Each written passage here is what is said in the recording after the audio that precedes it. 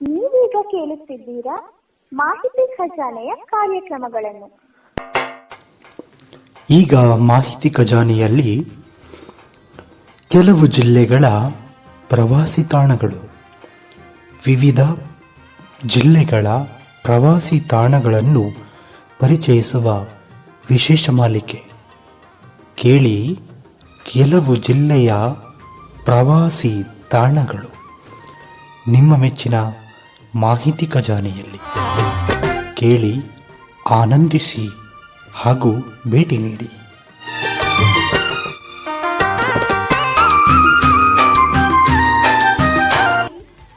Bell icon ಅನ್ನು click ಮಾಡುವುದರ ಮೂಲಕ ಸಬ್ಸ್ಕ್ರೈಬ್ ಆಗಿ.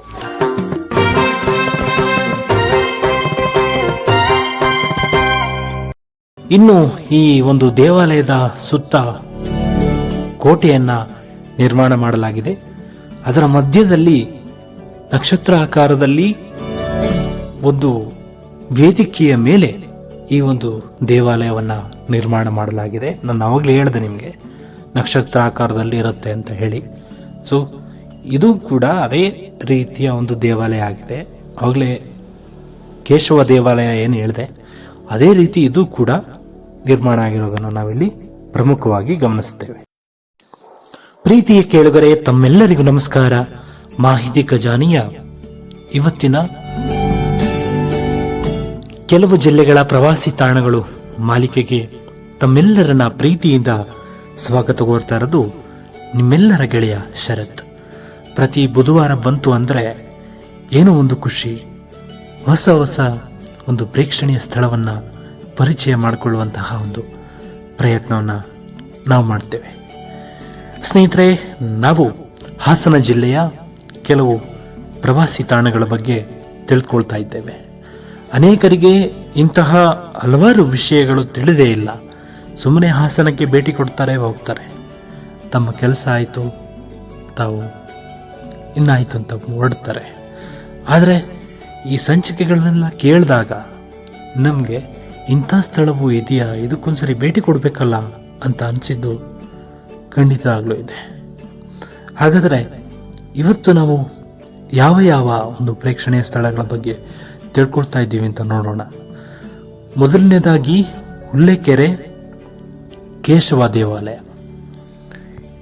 ಇದು ಕೂಡ ಅರಸೀಕೆರೆಯಲ್ಲಿ ಕಂಡುಬರುವಂತಹ ಒಂದು ಪ್ರೇಕ್ಷಣೀಯ ಸ್ಥಳ. ಹುಲ್ಲೆಕೆರೆ ಕೇಶವ ದೇವಾಲಯ ಅಂತ. ಇದು ಹೊಯ್ಸಳ ಶೈಲಿಯಲ್ಲಿದೆ. ಹೊಯ್ಸಳರ ಒಂದು ವಾಸ್ತುಶಿಲ್ಪದ ರೀತಿಯಲ್ಲಿ ಇಲ್ಲೂ ಕೂಡ ಕೆತ್ತನೆಯನ್ನ ನೀವು ಕಾಣಬಹುದು. ಇನ್ನು ಇದರ ದೂರ ನೋಡೋದಾದರೆ ಜಿಲ್ಲಾ ಕೇಂದ್ರದಿಂದ 40 ಕಿಲೋಮೀಟರ್ ದೂರದಲ್ಲಿದ್ದರೆ, ತಾಲೂಕು ಕೇಂದ್ರದಿಂದ 25 ಕಿಲೋಮೀಟರ್ ದೂರದಲ್ಲಿ ನಿಮಗೆ ಈ ಒಂದು ಸ್ಥಳ ದೇವಾಲಯ ನಿಮಗೆ ಕಾಣಿಸ್ಕೊಳ್ಳುತ್ತೆ. ಈ ಒಂದು ಸ್ಥಳ ಏನಿದೆ, ಇದು ಗಂಡಸಿ ಅನ್ನುವಂತಹ ಹೋಬಳಿಗೆ ಸೇರಿದ್ದು ಅಂತ ಹೇಳಬಹುದು. ಗಂಡಸಿ ಅನ್ನುವಂಥ ಹೋಬಳಿಗೆ ಸೇರಿದಂತಹ ಸ್ಥಳ ಇದಾಗಿದೆ.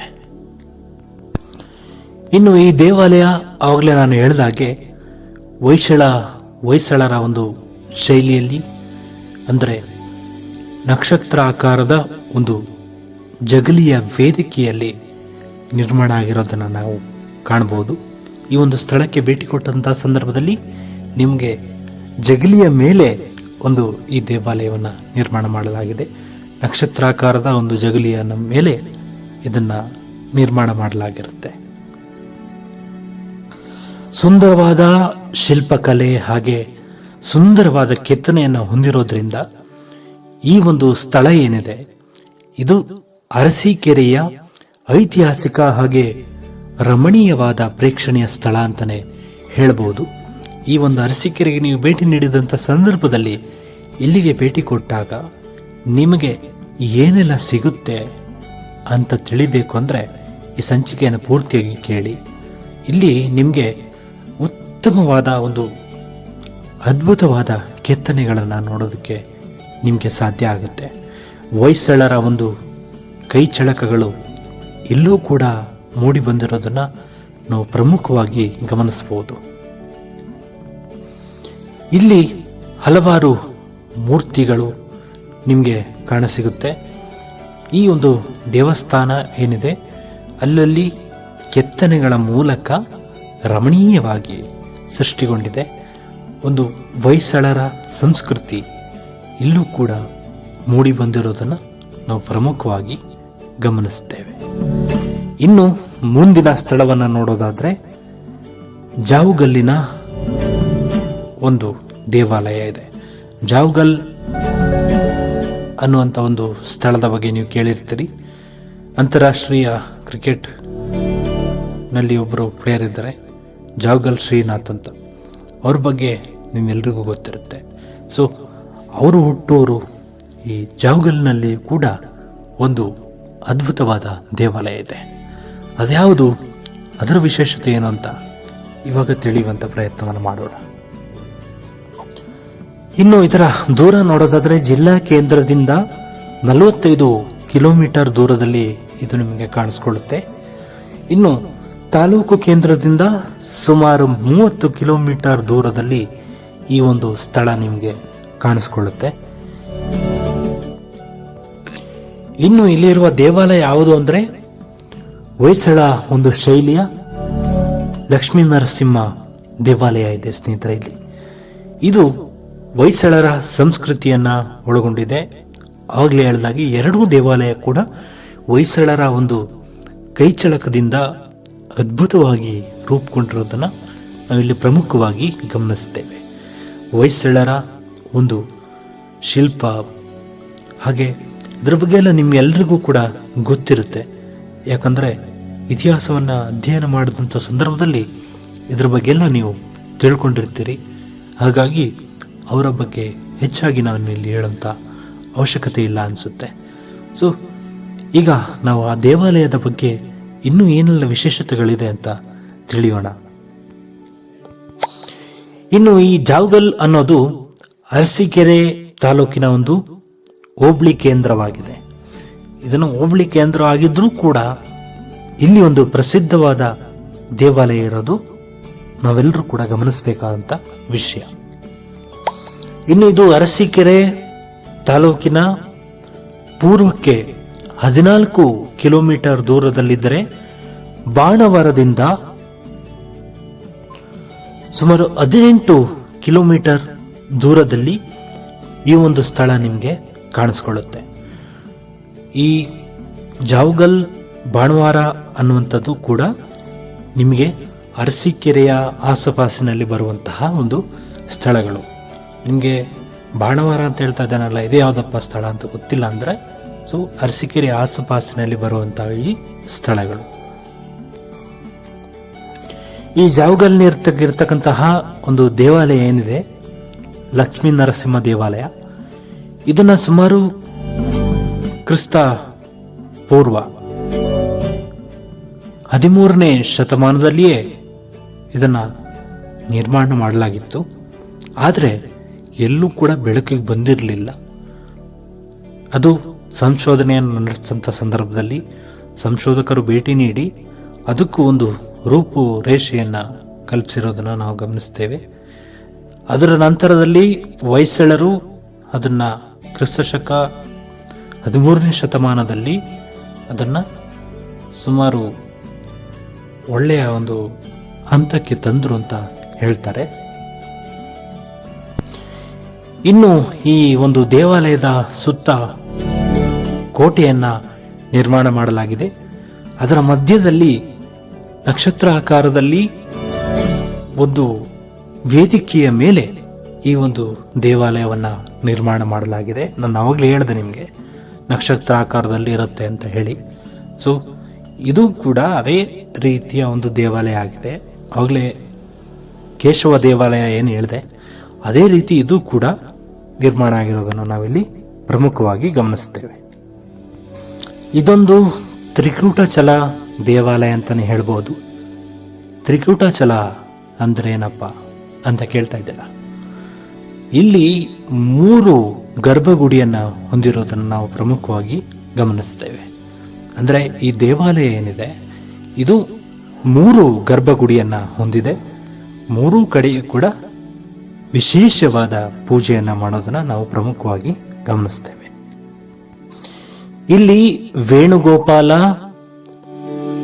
ವೀರನಾರಾಯಣ ಹಾಗೂ ಲಕ್ಷ್ಮೀ ನರಸಿಂಹ ಒಂದು ವಿಗ್ರಹವನ್ನ ಪ್ರತಿಷ್ಠಾಪನೆ ಮಾಡಲಾಗಿದೆ. ನಿಮ್ಮೆಲ್ರಿಗೂ ಗೊತ್ತಿದೆ, ಈಗಾಗಲೇ ಹೇಳಿದೆ ನಾನು, ಇದು 3 ಗರ್ಭಗುಡಿಯನ್ನು ಹೊಂದಿರುತ್ತೆ ಅಂತ. ಆ 3 ಗರ್ಭಗುಡಿಯಲ್ಲಿ ಈ 3 ದೇವರ ವಿಗ್ರಹವನ್ನ ಇಲ್ಲಿ ಪ್ರಮುಖವಾಗಿ ಪ್ರತಿಷ್ಠಾಪನೆ ಮಾಡಲಾಗಿದೆ. ಈ ಗರ್ಭಗುಡಿಯ ಮುಂಭಾಗದಲ್ಲಿ ನವರಂಗ ಇದೆ. ಅಷ್ಟೇ ಅಲ್ಲದೆ ಮೂಕ ಮಂಟಪ ಕೂಡ ಒಂದು ಇಲ್ಲಿರೋದನ್ನು ನಾವು ಪ್ರಮುಖವಾಗಿ ಗಮನಿಸ್ತೇವೆ. ಈ ಮೂಕ ಮಂಟಪನ ಯಾಕೆ ಮಾಡಿದ್ದಾರೆ ಅಂತಂದ್ರೆ, ಪ್ರೇಕ್ಷಕರು ಏನು ಭೇಟಿ ನೀಡ್ತಾರೆ, ಪ್ರವಾಸಿಗರು, ಅವರಿಗೆ ಕುಳಿತು ವಿಶ್ರಾಂತಿ ಪಡೆಯೋದಕ್ಕೋಸ್ಕರ ಆಸನಗಳನ್ನು ಇಲ್ಲಿ ನಿರ್ಮಾಣ ಮಾಡಲಾಗಿದೆ.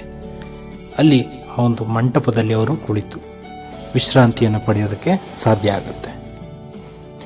ಈ ಮೂಕ ಮಂಟಪ ಏನಿದೆ, ಇದೊಂದು ರೀತಿಯ ಆಕರ್ಷಕವಾಗಿದ್ದು ಇಲ್ಲಿ ದುಂಡನೆಯ ಆಕಾರವನ್ನು ಇರೋದನ್ನು ಕಾಣ್ತೇವೆ. ಅಷ್ಟೇ ಅಲ್ಲದೆ ಮೇಲ್ಛಾವಣಿಯಲ್ಲಿ ಅಷ್ಟ ದಿಕ್ಪಾಲಕರು ಹಾಗೆ ಭುವನೇಶ್ವರಿ ದೇವಿಯ ವಿಗ್ರಹವನ್ನು ಕೂಡ ನೀವು ಇಲ್ಲಿ ಕಾಣಬಹುದು. ಅಂದರೆ ವಿಶೇಷವಾಗಿ ಅಲ್ಲಿ ಅಲಂಕೃತಳಾಗಿ ಭುವನೇಶ್ವರಿ ದೇವಿ ಆ ಒಂದು ಮಂಟಪದ ಚಾವಣಿಯ ಮೇಲೆ ಒಂದು ಪ್ರತಿಷ್ಠಾಪನೆಯನ್ನು ಮಾಡಿರೋದನ್ನು ನಾವು ಪ್ರಮುಖವಾಗಿ ಗಮನಿಸ್ತೇವೆ. ಅಂದರೆ ಇಲ್ಲೂ ಕೂಡ ಕನ್ನಡಿಗರಿಗೆ ಕನ್ನಡಕ್ಕಾಗಿ ಒಂದು ಕನ್ನಡದ ಒಂದು ಆಚರಣೆ, ಭುವನೇಶ್ವರಿ ದೇವಿಯ ಒಂದು ವಿಗ್ರಹವನ್ನು ಇಟ್ಟು ಹಾಗೆ ಆ ಒಂದು ದೇವಿಗೂ ಕೂಡ ಗೌರವವನ್ನು ಸಲ್ಲಿಸಿರೋದು ವಿಶೇಷ ಅನಿಸುತ್ತೆ. ಇನ್ನು ದೇವಾಲಯದ ಪ್ರವೇಶ ದ್ವಾರ ತುಂಬ ಎತ್ತರವಾಗಿದೆ. ಅಷ್ಟೇ ಅಲ್ಲದೆ ಎರಡೂ ಕಡೆಯೂ ಕೂಡ ಆನೆಯನ್ನು ನಿಲ್ಲಿಸಲಾಗಿದೆ. ಆನೆ ಅಂದರೆ ನಿಜವಾದ ಆನೆಯನ್ನು ನಿಲ್ಲಿಸಿದಾರ ಅಂತಂದ್ರೆ ಇಲ್ಲ, ಒಂದು ಕೆತ್ತನೆ, ಆನೆಯ ಒಂದು ಕೆತ್ತನೆಯನ್ನು ಇಲ್ಲಿ ಎರಡೂ ಕಡೆಯೂ ಕೂಡ ನಿಲ್ಲಿಸಿರೋದನ್ನು ಪ್ರಮುಖವಾಗಿ ನಾವು ಗಮನಿಸ್ತೇವೆ. ಇನ್ನು ದೇವಾಲಯದ ಮುಂಭಾಗದ ಗೋಡೆಗಳಲ್ಲಿ ಆಕರ್ಷಕ ಒಂದು ಕೆತ್ತನೆಯನ್ನು ಮಾಡಲಾಗಿದೆ. ವಿಜಯನಗರ ಸಾಮ್ರಾಜ್ಯದ ಸಂದರ್ಭದಲ್ಲಿಯೂ ಕೂಡ ಇದನ್ನು ಕೆತ್ತನೆ ಮಾಡಲಾಗಿದೆ ಅಂತ ಹೇಳ್ತಾರೆ. ಆದರೆ ಯಾವುದೇ ಪುರಾವೆಗಳು ಇನ್ನೂ ಕೂಡ ದೊರಕಿಲ್ಲ. ಆದರೆ ಆ ಕೆತ್ತನೆಗಳನ್ನು ನೋಡಿದಂಥ ಸಂದರ್ಭದಲ್ಲಿ ವಿಜಯನಗರದ ಅರಸರು ಕೂಡ ಇಲ್ಲಿಗೆ ಕೊಡುಗೆಯನ್ನು ನೀಡಿದ್ದಾರೆ ಅಂತ ಅನ್ನೋದು ನಮಗೆ ಪ್ರಮುಖವಾಗಿ ತಿಳಿದು ಬರುತ್ತದೆ. ಈ ದೇವಾಲಯದ ಗೋಡೆಗಳಲ್ಲಿ ಆಕರ್ಷಕ ಚಿತ್ರಗಳು ಹಾಗೆ ಹಂಸ ಪಕ್ಷಿಯ ಒಂದು ಕೆತ್ತನೆಯನ್ನು ಕೂಡ ನೀವಿಲ್ಲಿ ಕಾಣಬಹುದು. ಆ ಗೋಡೆಯ ಮೇಲ್ಭಾಗದಲ್ಲಿ ದೊಡ್ಡ ಗಾತ್ರದ ಶಿಲ್ಪಗಳನ್ನು ಕೂಡ ನಾವಿಲ್ಲಿ ಪ್ರಮುಖವಾಗಿ ಕಾಣಬಹುದು.